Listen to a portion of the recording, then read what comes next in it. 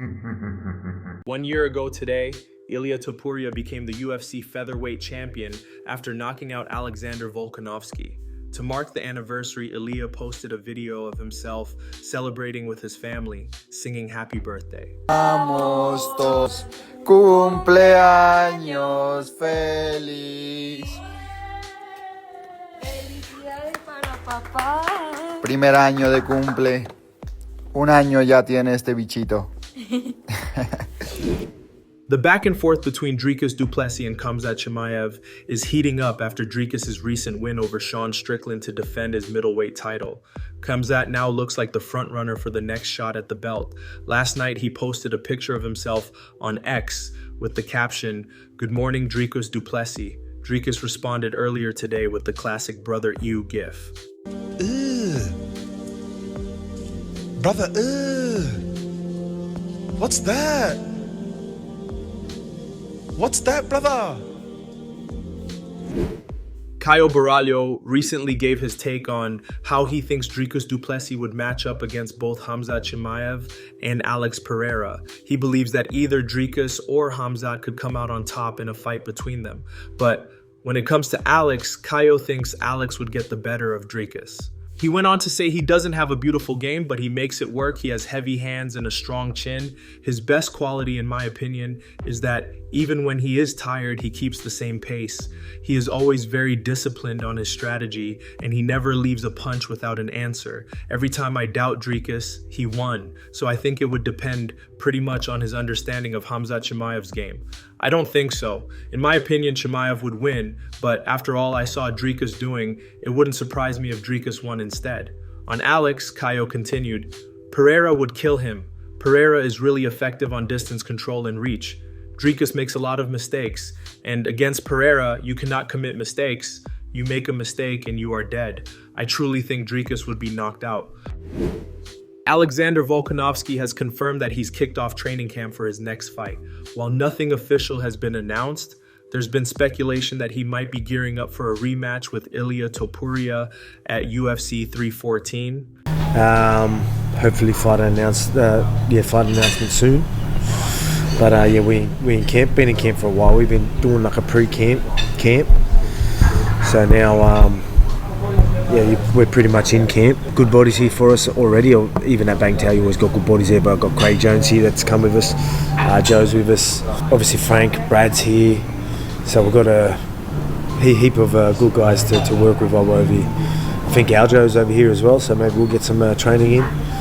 But yeah. So it's going to be a good trip. You know, it's only going to be a short sort of stay. Only not even 2 weeks, but we'll try and make the most of it. Conor McGregor has teased Fedor Emelianenko may compete in BKFC. The 48-year-old MMA legend last fought in 2023, suffering a first-round TKO loss to Ryan Bader at Bellator 290. Conor said, Fedor Emelianenko, stay tuned. We might have an announcement with Fedor. Hey Fedor, we're waiting. Some news might be coming with Fedor Emelianenko. Bare Knuckle Fighting Championship is signing and acquiring the best fighters of all time, the past, present, and future. Everyone wants to be a part of this. Donald Cerrone recently revealed that he's coming back to the UFC for 2 more fights at 41 years old. Stephen Thompson, who's 42, has shown interest in facing Cowboy. Both fighters are in similar spots in their careers, struggling lately. Cerrone has dropped 6 of his last 7 fights, with the other being a draw, while Thompson has won just 1 of his last 5. I'm ready to go. So maybe I'm thinking April, May time. I think it would be cool just because I'm a huge fan of Cerrone. And, you know, he comes from that old school era that I kind of came from, almost 13, 14 years ago. So it's cool that he wants to jump back out there. And I thought it would be awesome if he doesn't want to cut the weight to 155, maybe to make that fight at 170. I thought it would be really cool to maybe, have 2 veterans like that step back out there and face off against each other. But nothing booked yet, but that's what I'm kind of shooting for, the April, May time. I mean, he's a tough grappler. He'll try, at some point, he'll point fight with you, but at some point he's going to try to... Belal Muhammad has made it clear once more that he's not interested in fighting Islam Makhachev. He said he'd rather move up to middleweight, giving Islam the opportunity to go for the welterweight title and potentially become a double champ instead of facing him now. Thought it would be in that mix. Now, what about if he says you got to fight Islam? I would never fight Islam because that's different. For me and him, it's I know it is, right? We've trained together, Right. and when you're sweating with somebody and you're bleeding with somebody and you train with somebody like that, it's just a different relationship. So like it wouldn't be about money for me or for him. I don't assume. So like I would never want to do that. And like they've helped me so much. So for me, I would rather go up to 185 and let him just take 170 if that's the case. And like since I've already had to fight my way up to 170 and I've been top 10 guys. Like I'm 2 fights away from being able to challenge that 185 and saying, hey, I want to be double champ. What do you walk around at weight-wise? Probably like 190. So 185 is no problem for you? Oh, no. 185 wouldn't be no problem. And I train with bigger guys. Yeah. So I've felt their strength. And a lot of, like, I think 185 is probably the easiest weight class besides Khamzat. Like, when you look at that main event this He's weekend, an animal, yeah. You're like, bro, Strickland and Du Plessis suck. Strickland, I can't stand watching him fight anymore. Du Plessis he's the champ for a reason. Yeah.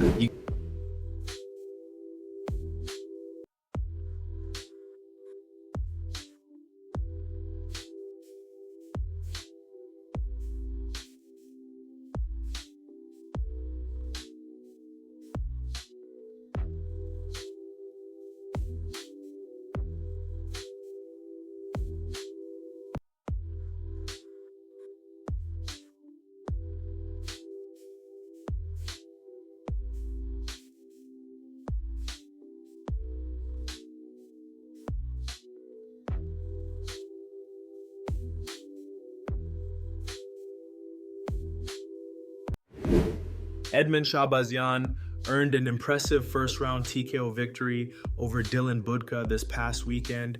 At 27 years old, he feels like he's entering the prime of his career and is targeting 3 or 4 more fights this year. It feels amazing, getting a win like that. I love finishes. I'm a finisher at heart, and getting a finish is always nice, and it's crowd-pleasing for sure. Honestly, I was ready for anything. Finishes just come naturally to me, but I was ready to go all 3 rounds and really have a dominant performance, but it happened quick and we'll take it. Growing and learning in the gym after fights, going back to the drawing boards and working on my craft and getting better and better each day. That's what it's going to take, and like that I'll keep climbing up. Yeah, for sure. Having all that experience, it's almost 7 years that I've been in the UFC at 27 years old, so having those ups and downs in the UFC at the biggest stage is the best lessons I can ask for, and I've just learned from all of them. I feel like definitely I'm going to keep improving, getting a lot more progress, but I'm coming, I feel like, to more of an age where I'm going to start hitting my prime, and like today, I think I got my dad strength because I'm a dad now, so dad strength, my primes, they're all going to come together for sure. TJ Dillashaw recently took shots at Anthony Smith, claiming Smith would never become a UFC champion. He also mocked Smith's Lionheart nickname, suggesting he often gives up during fights. Smith fired back, calling TJ a juice head in reference to his past doping violations. On the latest episode of the Jackson podcast, Bobby Green joined the debate, backing Smith. Bobby pointed out that Smith has over 50 professional MMA fights and emphasized that stepping into the cage that many times takes a lot of heart and resilience. But at the same time, it's like when you said he wasn't a champ or he wasn't gonna be a champ, I get that, brother. I get it. Yeah. That was wrong, though. But there's other parts to that. Like, you're not gonna understand certain things. Like, I was looking up your record. You're 18-5, is it? Yeah. Okay, so that's what, 23 fights? Yeah. 23. You seen how many fights Anthony Smith has? How many you got?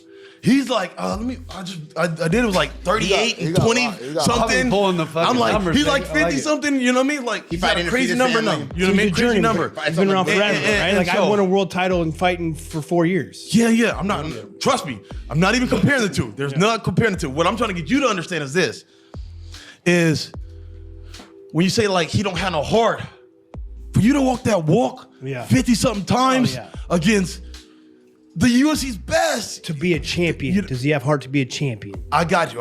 Yeah. I got you. But I understand, like, I'm blatantly let me go here. Yeah. I want to cut you off. Sorry. No, you're good. But what I'm saying is, one thing that you didn't deal with injuries. Yeah. You know? Of course. And you can understand that part. Yeah. So I'm gonna get to you. You can understand that part. It's like the injury part. It's like for you to go out there 50 sometimes, you have to go out there and bust it up a lot. And so I think we don't take into consideration some of the things that maybe happen behind the scenes. For sure. You know? Yeah. Like, yeah, I see what you were saying too. Like, sometimes it's a little quit in them, you know? Yeah. But sometimes it's like, you don't know, bro. My nose already broke 4 times and he just hit me right in my shit again. Yeah. You know? Fair. It's like, fuck, bro. And so you should may be my not marriage know. counselor too, dog. Justin Gaethje has acknowledged that Khabib Nurmagomedov was his toughest opponent to date. He feels that Islam Makhachev is a more favorable matchup for him. Gaethje is currently in training camp gearing up for his fight against Dan Hooker at UFC 313 next month. Opponent you have ever faced? I think Khabib was probably the one who I felt, even if I performed better, I'm not sure that I could have beat him on that night specifically. So that night that I fought Khabib, I would say that he was my toughest opponent to date. Who's your dream opponent? I want to fight Makhachev.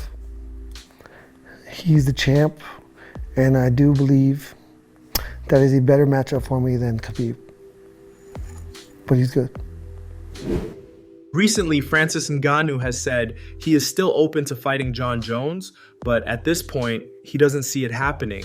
Ngannou believes that when the UFC was trying to re-sign him, they used the idea of a potential Jon Jones fight as bait to try to bring him back, but weren't going to deliver on it. Ngannou gave Jones credit for his career at light heavyweight, but absolutely destroyed him as a heavyweight by pointing out that he has barely done 3 rounds. In a recent interview with Sportsbook Review, Francis said, "If you can get past Dana White, it could happen, but that's a massive obstacle. But personally, I don't care. I'm doing well. I'm doing my stuff at my pace.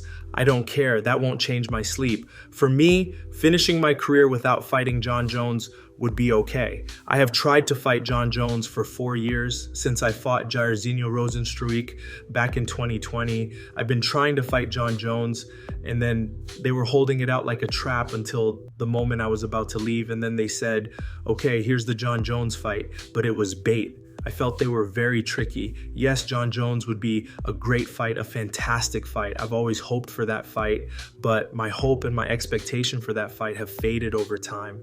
I have a lot of fights to get measurement of his light heavyweight career, and I have way less to look at him as a heavyweight. I think he's by far the best light heavyweight. His cage time as a light heavyweight was over a decade. At heavyweight, he has 2 fights. He has barely done 3 rounds. And that's going to wrap it up for the news. Thanks for watching. For daily MMA news and content, subscribe to the channel and click the bell icon to be notified when we post videos.